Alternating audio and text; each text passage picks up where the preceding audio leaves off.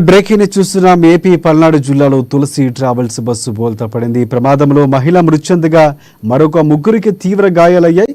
మృతురాల్ని విజయవాడకు చెందిన దివ్యగా గుర్తించారు. భారీ వర్షానికి రోడ్డుపై చెట్లు విరిగిపడగా చెట్టును తప్పించిపోయి బస్సు అదుపు తప్పి బోల్తా పడింది. ప్రమాద సమయంలో బస్సులో 39 మంది ప్రయాణికులు ఉన్నారు.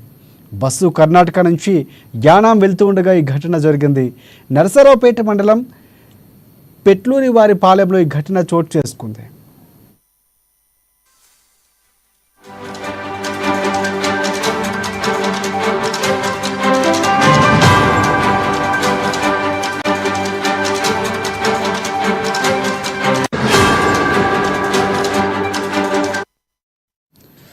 రైట్ బ్రేకింగ్ చూస్తున్నాం. ఏపీ పల్నాడు జిల్లాలో తులసి ట్రావెల్స్ బస్సు బోల్తా పడింది. ఈ ప్రమాదంలో మహిళ మృతి చెందగా మరొక ముగ్గురికి తీవ్ర గాయాలయ్యాయి.